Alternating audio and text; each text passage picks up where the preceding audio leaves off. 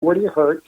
And I said, well, I hurt here at the top of my legs, but what I really need to talk to you about is I think last night aliens came and removed these implants from my leg, and I need to get an x-ray to see if they're still there. And he looks at me, and he grabs me by the elbow, and he's walking me to the front door because he thinks I'm crazy. And he's escorting me out of his office. And I hold this x-ray up, or the picture of this x-ray up in front of his face. And before we get to the door, he stops, and he looks at that, and he says, come into my office. Now, you know, the way this thing played out, this guy must have seen this before or must have had some kind of experience before, because we were on the same page. I went into his office, and the first thing he wanted to see was the injuries on my legs, and I showed him. And then he says, the x-rays, tell me about these. And I gave him the capsule version, you know. And he says, so you think they came and they took this one out? I said, yeah, I really do. And he said, well, I'll tell you what. I'll write you a script for an x-ray. He told me where to go. He said, I'll pay for it. All I ask is that you not use my name or the name of my clinic. Interesting.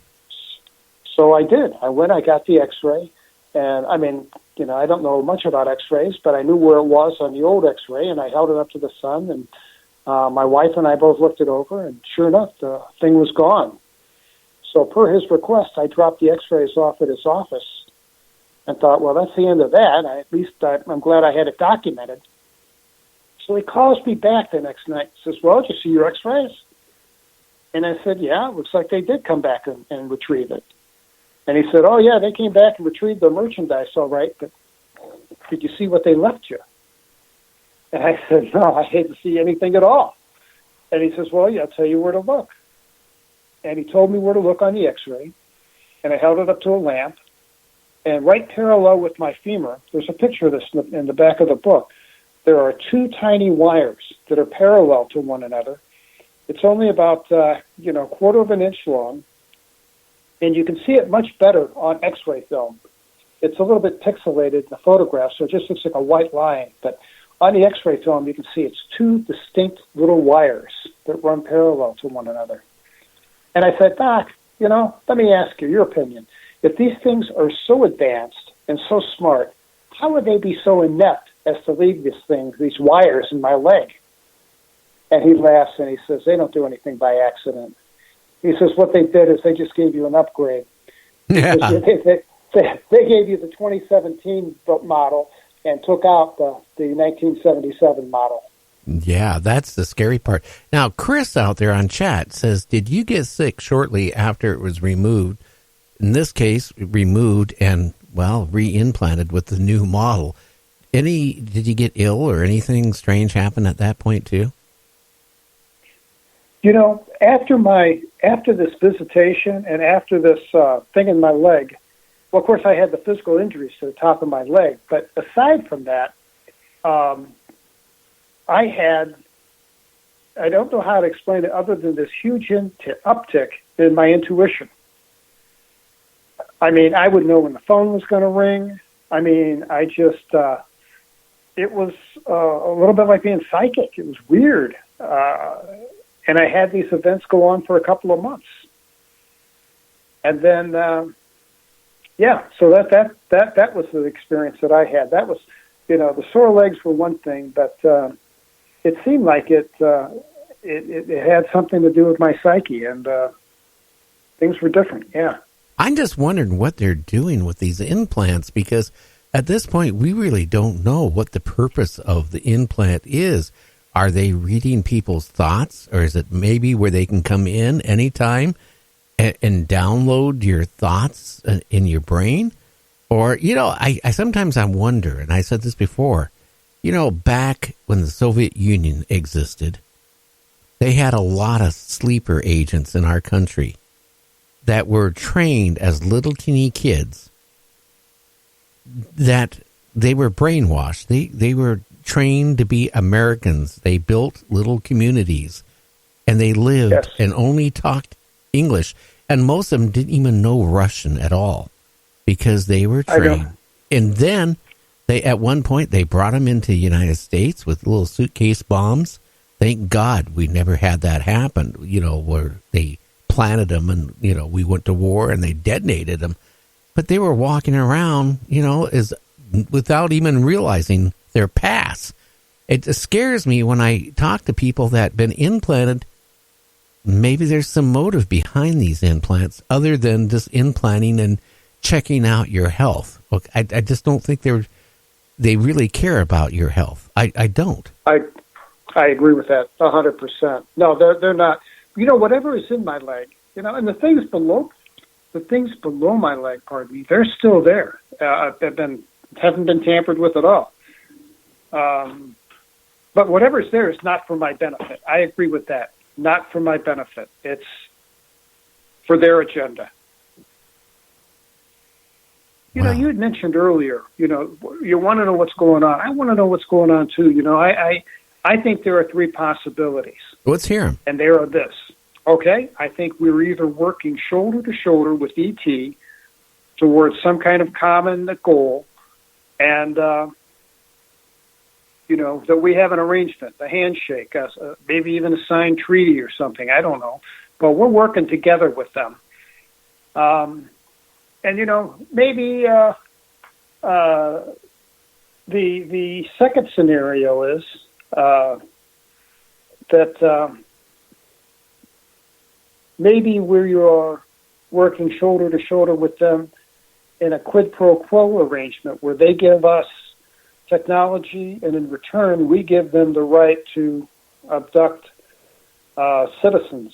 And that accounts for the thousands of mysterious disappearances that happen in state and federal parks every year that David Paulides brought to the forefront of the news and explains the secrecy on behalf of the Parks Department, Bureau of Land Management. And,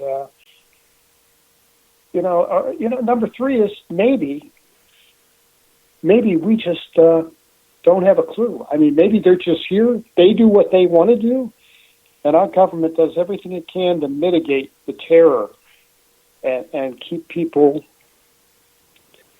satisfied and feeling safe. But I don't think we're safe. I don't, because, it's just not in the forest people are disappearing. It's people disappearing, according to the FBI, that they feel that it's no crime involved. They're not running away from anything. They're disappearing. And it's a huge number year after year. And that's not in our country. It's worldwide. People are disappearing. Like you mentioned, on the previous shows, when that craft took off, they were humans on that craft. They weren't released with you. The craft took off. They were not. Yeah, and you said you heard screaming, people being scared and in pain and all that stuff. Something is going on. I here's the thing I brought up a lot, and James is in the background there. Hi, James. Well, hey, James. Hey, how you doing? Here's the thing. I'm good. Here's what I really think about. I get people that say that they were abducted, they had eggs removed, or they had sperm removed, or this or that. Now, if they're so far ahead of us, we're taking DNA, we're cloning, we're doing all kinds of stuff, and I'm sure it's way more advanced than that we know of as a public, okay, it does. That I'm sure there's some weird things going on in some laboratory. They don't need to take some sperm. They don't need to take ovaries. They don't need to do cattle mutilation and take certain things time after time after time. That's the part it doesn't make sense. All they need is, by now, they would have enough stockpile of DNA of humans. Sure. With all these abductions that's been going on. But why are they still doing this stuff? That's the part I know there's probably more than one or two groups of aliens coming down here, but something is going on.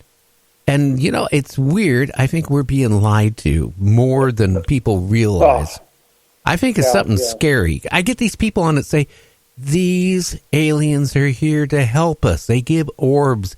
They want love. I don't buy that, because when you were a U.S. Assistant Attorney, attorney, right? You know, right? Yeah, it's attorney. Yeah, you know what happens, right? When people abduct people, kidnap people, they go to prison.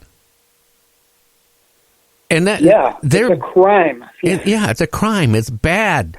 Then these aliens are doing it, and it seems like it's nothing bad about it. People are going missing. The horror stories, yours, Calvin Parker's, Timothy Cullen, all these people. It's scary, very scary. It is, yeah.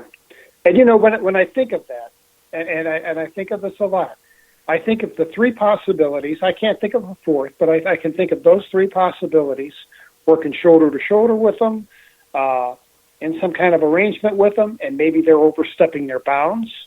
Or number four, we don't have a clue. They're here. They can do whatever they want.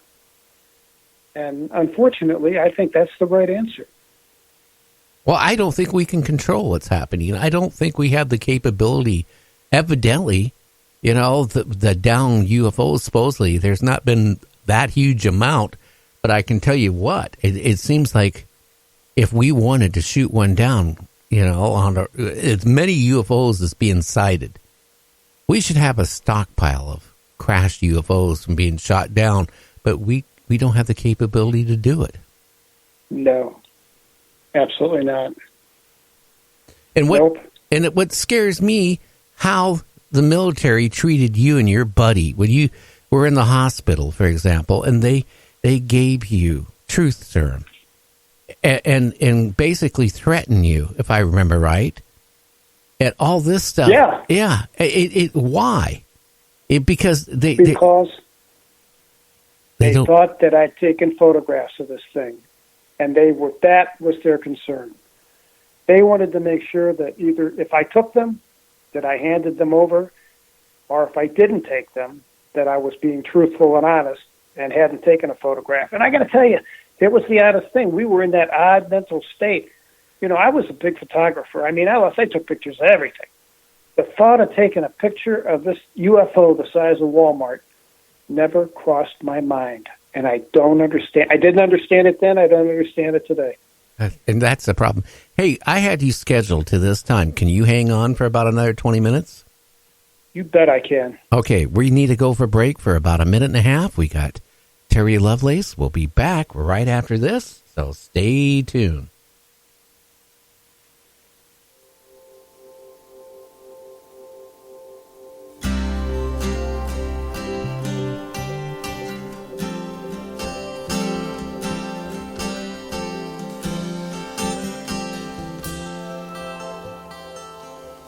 You and I, living in the strangest of times, on my hill, watching while the cities rise from the cleft that we left when the sun beat it down to the valley.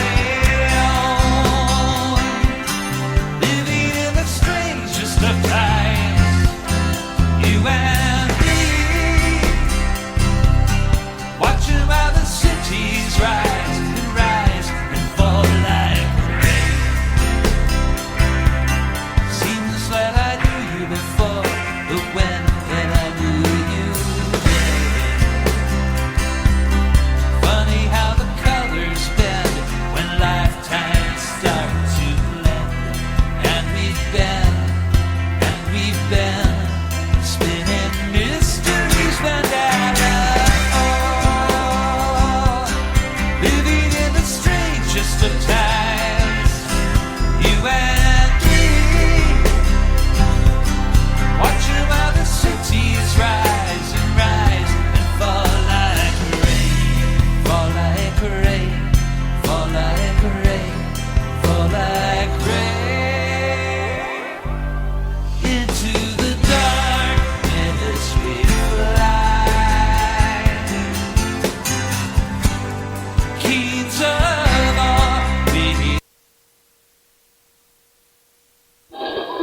Broadcasting building. I'm speaking from the roof of Broadcasting Building, New York City. The bells you hear are ringing to warn the people to evacuate the city as Martians approach.